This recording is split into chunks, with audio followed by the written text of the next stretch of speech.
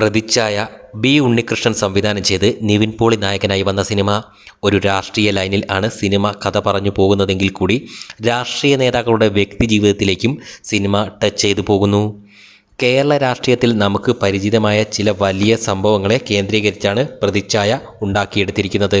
പക്ഷേ ഇതെല്ലാം തന്നെ പക്കാ സിനിമാറ്റിക്കായി ഫിക്ഷണൽ എലമെൻറ്റുകൾ ചേർത്ത് എഴുത്തുകാരൻ്റെ ഭാവനയിലെ ഒരു കഥയായാണ് ഇവിടെ അവതരിപ്പിച്ചിരിക്കുന്നതും. ഒന്നാം പകുതിയിൽ സിനിമ പക്കാ പൊളിറ്റിക്കൽ മൂഡിലാണ് നീങ്ങിയിരിക്കുന്നത്.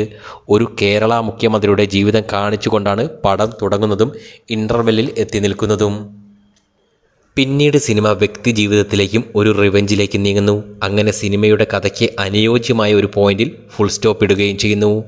മുഖ്യമന്ത്രിയായി വേഷമിട്ട ബാലചന്ദ്രമേനോനും വലതുപക്ഷ പാർട്ടി നേതാവായി വന്ന ഹരിശ്രീ അശോകനും മണിയമ്പിള്ള രാജുവും ലെഫ്റ്റ് പാർട്ടി നേതാവായി വന്ന സായ്കുമാറും മുഖ്യമന്ത്രിയുടെ മകനായി വേഷമിട്ട നിശാന്ത് സാഗറും ആൻ അഗസ്റ്റ്യയും ഒക്കെ തന്നെ മികച്ച പെർഫോമൻസ് തന്നു. കുട്ടിക്കാലത്ത് അനുഭവിച്ച സംഭവത്തിൻ്റെ ട്രോമ ഇന്നും മനസ്സിൽ സൂക്ഷിക്കുന്ന നെഗറ്റീവ് ഷെയ്ഡുള്ള കഥാപാത്രത്തെ ഷറഫുദ്ദീൻ അവതരിപ്പിച്ചു. വിഷ്ണു അഗസ്ത്യയുടെ മാധ്യമപ്രവർത്തകൻ്റെ റോൾ സിനിമയുടെ ടേണിംഗ് പോയിന്റുകളിൽ വന്ന് സ്കോർ ചെയ്തു. നിവിൻ പോളി ജോൺ വർഗീസ് എന്ന നായക കഥാപാത്രത്തെ സ്വതസിദ്ധമായ ശൈലിയിൽ അവതരിപ്പിച്ചു. കൈയടിക്കാവുന്ന തരം രംഗങ്ങൾ അല്ല പടത്തിൽ നിറച്ചിരിക്കുന്നത്, മറിച്ച് ഇമോഷണലി വീഴ്ത്തുന്നതും പ്രേക്ഷകന് ആനന്ദിക്കാവുന്നതുമായ രംഗങ്ങൾ ഒരുപാടുണ്ട് സിനിമയിൽ. ഇവിടെ ഒരു പൊളിറ്റിക്കൽ പടം വന്നിട്ട് ഒരുപാട് നാളുകളാവുന്നു. പക്ഷേ പ്രതിച്ഛായ കേരളത്തിലെ രാഷ്ട്രീയം മുഴുവൻ സംസാരിക്കുന്നില്ല, മറിച്ച് ഒരു പ്രത്യേക ഏരിയയിലും ഒരു പ്രത്യേക വശങ്ങളിലും പടം ടച്ച് ചെയ്തു പോകുന്നു. അവസാനത്തേക്കൊക്കെ സിനിമ ഒരു നേതാവിൻ്റെ പേഴ്സണൽ ലൈഫിലേക്ക് കൂടി ഇമോഷണൽ രീതിയിൽ കയറുന്നു.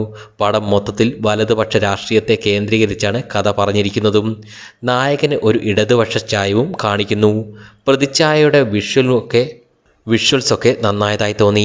രാഷ്ട്രീയ പാർട്ടികളുമായി ബന്ധപ്പെട്ട ഷോട്ടുകളും മീഡിയ കോൺഫറൻസ് രംഗങ്ങളും ഒക്കെ തന്നെ നന്നായിരുന്നു. പടത്തിൽ ഉടനീളം വന്ന ഡയലോഗുകളും നന്നായി. ചില കാച്ചിക്കുറുക്കിയുള്ള പൊളിറ്റിക്കൽ ഉപദേശങ്ങളും സംഭാഷണങ്ങളും ഒക്കെ തന്നെ ഓർമ്മിക്കത്തക്കതായിരുന്നു. കേരള രാഷ്ട്രീയത്തിലേക്ക് കോർപ്പറേറ്റ് കമ്പനികളുടെ നുഴഞ്ഞുകയറ്റവും അവരുടെ സ്ട്രാറ്റജിയും പ്ലാനുമൊക്കെയാണ് സിനിമ മെയിനായും സംസാരിക്കുന്നതും. പ്രതിച്ഛായ മൊത്തത്തിൽ ഒരു എഴുത്തുകാരൻ്റെ ഭാവന തന്നെ എന്ന് പറയുന്ന തരത്തിലാണ് കഥ ഉണ്ടാക്കിയെടുത്തിരിക്കുന്നത്. പക്ഷേ ആ കഥയ്ക്ക് കേരള രാഷ്ട്രീയത്തിലെ ഇൻസിഡൻസ് വളമായി എന്ന് വേണം പറയാൻ.